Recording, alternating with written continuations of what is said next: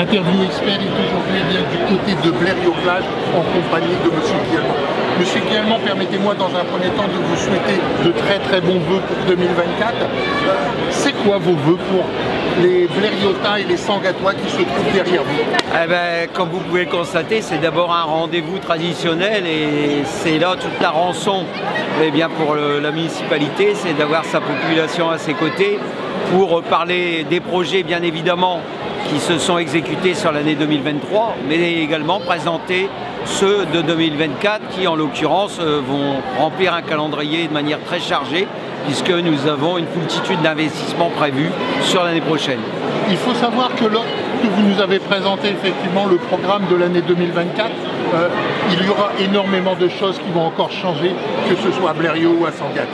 Oui, alors changer, c'est vrai que ça va pousser un peu partout puisque on a des investisseurs privés avec l'arrivée de nombreux logements sur Blériot-Plage et peut-être un lotissement sur Sangatte.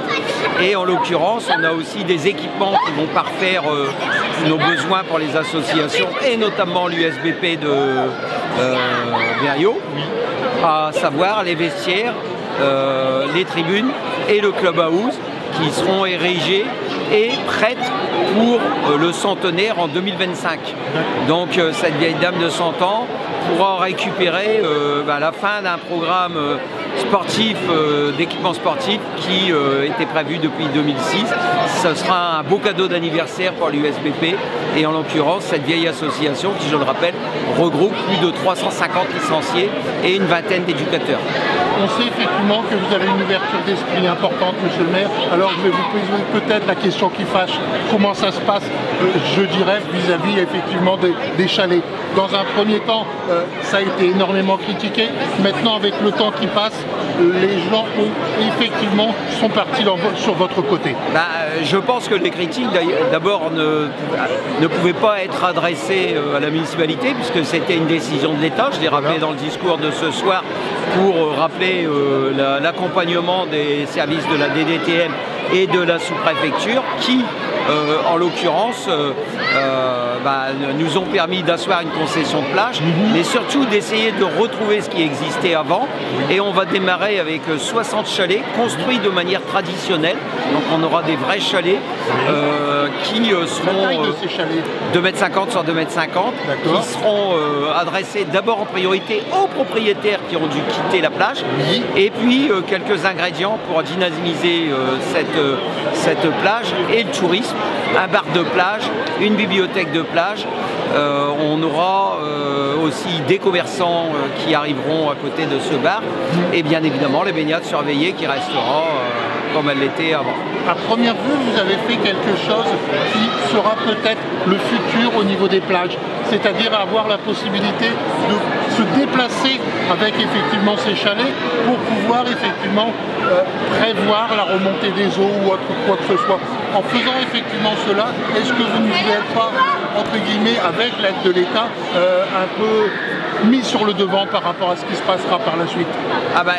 D'abord, c'est le respect de la loi littorale qui va nous obliger à mettre les chalets et à les défaire chaque année puisqu'ils devront être hibernés. Comme il y a dans le sud. Comme il y a dans le sud, comme il y a sur toutes les plages. C'est une procédure qui s'applique au niveau national puisque c'est une loi. Et le fait de les mettre à l'abri, ça va préserver aussi, mais ça va permettre aussi au sable de pouvoir aller jusque la dune et de reconstituer, puisqu'on a aussi cette mission environnementale de reconstituer la dune au niveau de la plage des Mouettes. Donc c'est aussi éviter les dégradations qui se passent plus souvent l'hiver. On a encore eu l'exemple la semaine dernière sur Calais, où 3 chalets ont été tagués. Eh bien, le fait de les enlever, de les mettre à l'abri, c'est aussi une sécurité supplémentaire. Est-ce que les chalets sont déjà sur la commune de Blériot-Sangatte? Alors aujourd'hui, il reste encore 30 chalets qui étaient aux normes, que j'ai réussi à faire maintenir malgré la loi littorale, puisqu'ils auraient dû être hibernés, pour rejoindre notre concession de plage, c'est 30 propriétaires qui est aux normes, qui démarre au 1er janvier de cette année. Et donc cet été, bien évidemment, là on va rentrer dans le dispositif légal. Et nous arriverons le 15 avril avec 60 chalets que nous devrons enlever avant le 15 octobre. Le cas échéant pour ces 60 chalets, est-ce qu'il y a déjà une procédure? Si le cas échéant, je n'habite pas la commune de Blériot ou de Sangatte, est-ce que je peux déjà vous faire une demande pour avoir un chalet? Alors bien évidemment, mais en l'occurrence, c'est toujours la loi de l'offre et de la demande. Oui. L'offre elle est contenue au même nombre de chalets, puisque le 1 pour 1 était entendu. C'est 232 chalets maximum, avec 58 en location, donc il en reste à peu près 150. On ne pourra satisfaire que 150 maximum des demandes. Voilà. Mais il n'y a pas de frontière. Bien évidemment, quelqu'un de l'extérieur peut demander, comme il n'y a pas de frontière sur nos associations. Il y a déjà des listes d'attente ? Ah, c'est énorme. Voilà.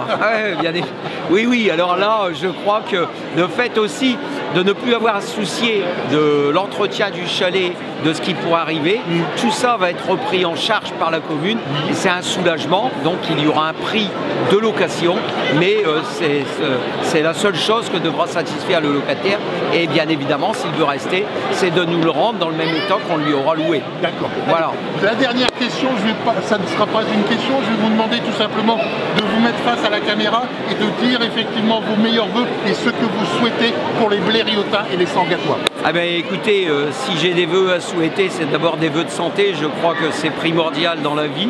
Ensuite de prospérité, de sérénité, mais comme je l'ai dit dans la fin de mon discours, c'est aussi des vœux de solidarité, de plus de partage de richesses dans une société où on voit de plus en plus de milliardaires et malheureusement les classes moyennes qui ont de plus en plus de difficultés. Donc c'est ce partage de richesses et puis aussi plus de respect, parce qu'on est dans une société où si le respect mutuel n'existe pas, eh bien ça dérive, et c'est là que l'ordre républicain doit être respecté, et il nous faut bien respecter les enseignants, respecter les forces de l'ordre, respecter nos pompiers, respecter nos élus.